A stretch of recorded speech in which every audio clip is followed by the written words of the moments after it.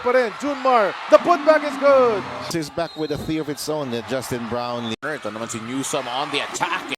Ka-express sa kasaysayan ng FIBA mula noong year 2000 hanggang ngayon, hindi pa nanalo ang Saudi Arabia kontra Gilas Pilipinas. Important as AJ Edu able to sneak. Junmar Fajardo. Top, Dwight again. Sa lahat ng kanilang pagkikita, Pilipinas ang laging lamang at kadalasan double-digit pa ang agwat.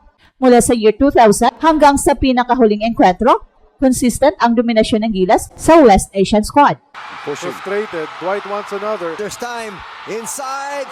Kahit wala si Kai Soto sa FIBA Asia Cup dahil sa kanyang ACL injury, matibay pa rin ang lineup ng Gilas. Dwight making things happen. He's got 15. Kamakailan lang tinalo ng Pilipinas ang Latvia sa Olympic Qualifying Tournament at ang New Zealand sa FIBA Asia Cup qualifiers. Dalawang bansang mas mataas ang world ranking kaysa sa Saudi Arabia.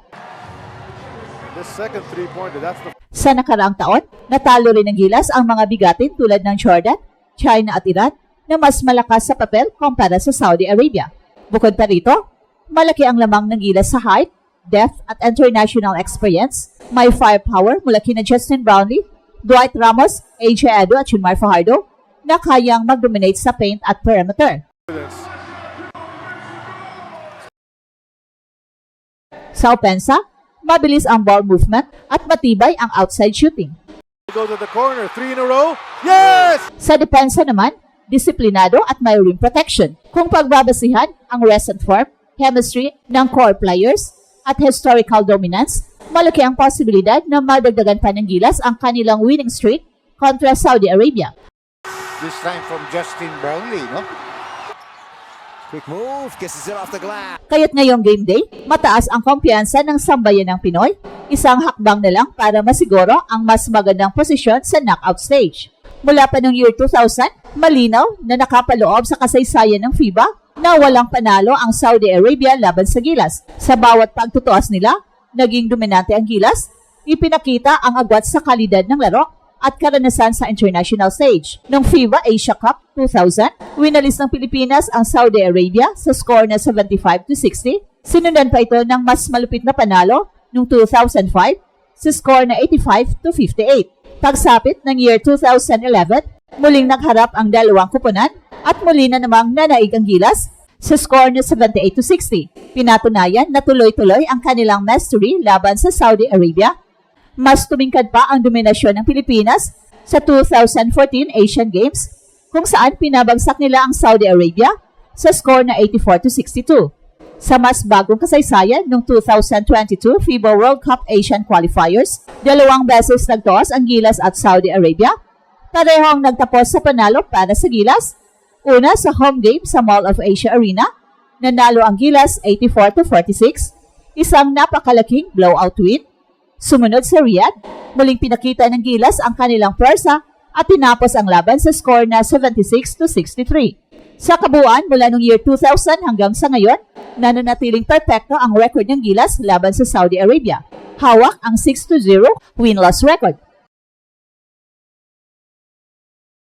Ang consistent na margin of victory ay malinaw na indikasyon na may malaking lamang ang Pilipinas sa bawat aspeto ng laro, mula sa talento, physicality hanggang sa game experience. Kapag tiningnan natin ang kasalukuyang anyo at karanasan ng Gilas, malinaw na malaki ang chance nating manalo kontra Saudi Arabia sa FIBA Asia Cup. Sa nakalipas na mga taon, napakita ang Gilas ng kahangahangang kakayahan na makipagsabayan sa malalakas na kupunan hindi lang sa Asia, kundi pati sa mundo.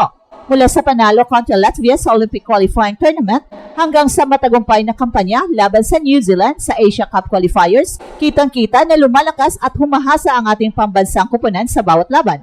Well, hindi rin biro ang mga naitalang tagumpay ng Gilas laban sa ilang powerhouse ng kontinente. Natalo nila ang Jordan, isang kupunang consistent sa top 5 ng Asia Cup, at nagwagi rin laban sa Japan, na kasalukuyang itinuturing na isa sa pinakamabilis na umangat sa Asia. Idagdag pa dyan ang panalo kontra Iran na kilala sa matinding bigmen at physical na laro. Ang mga panalong ito ay hindi aksidente. Resulta ito ng masinsinang preparasyon, maayos na sistema at malalim na roster na kayang umangkop sa iba't ibang estilo ng kalaban. Kung ihahambing naman sa Saudi Arabia, kapansin-pansin ang disparity sa international exposure at kalidad ng competition na naharap nila. Mas madalas maglaro ang Gilas laban sa mga kupunan mula sa Europe, Oceania at top-tier Asian squads. Samantala, ang Saudi Arabia ay mas bihira makalaban sa ganitong antas ng kalaban at kadalasan nakatutok sa regional tournaments. Ang ganitong kakulangan sa matitinding pagsubok sa court ay nagiging disadvantage para sa kanila pagharap sa isang kompletong koponan gaya ng Gilas. At isa pang factor sa mga composition ng team, kahit wala si Kai Sotto sa FIBA Asia Cup dahil sa kanyang injury, meron pa rin tayong malalakas na pyesa gaya ni na Justin Brownlee, Junmar Fajardo at AJ Edo at iba pang proven scorer at defenders. Ang kombinasyon ng veteran leadership at athleticism ay nagbibigay sa Gilas ng flexibility sa opensa at depensa. Sa frontcourt, kahit wala si Kai, may sapat tayong rim protection at rebounding mula kina AJ Edo at Junmar Fajardo. At sa backcourt naman, may mga guards tayo na sanay sa high-pressure situations at kayang mag-accelerate ng laro kapag kailangan. Well, hindi rin pwedeng baliwalain ang momentum at kumpiyansa ng Gilas mula sa mga huling laban. Matapos patunayan na kaya nilang makipagsabayan at manalo sa mga mas mataas na ranked teams, siguradong tataas ang moral at aggression nila sa court. Sa kabaligtaran, ang Saudi Arabia ay wala pang panalo laban sa Gilas sa loob ng higit 2 dekada, isang psychological barrier na mahirap lampasan. Sa kabuuan, ang kombinasyon ng mas mataas na kalidad ng kalaban na nakaharap, mas maraming international experience, mas balanced na roster, at mas magandang head-to-head record, ay malinaw na nagpapakita kung bakit malaki ang tsansa ng Gilas na muling manaig laban sa Saudi Arabia sa darating na laban. Pagpasok sa FIBA Asia Cup, malinaw na wala si Kai sa lineup ng Gilas at ito ay isang malaking adjustment para sa buong team. Alam naman natin na si Kai ay isang 7'3" presence sa shaded lane na kayang mag-alter ng tira kahit hindi man niya mablock. Sa depensa, siya yung tinatawag na rim protector na nagbibigay ng kumpiyansa sa perimeter defenders na mas maging agresibo dahil alam nilang may towering help sa likod.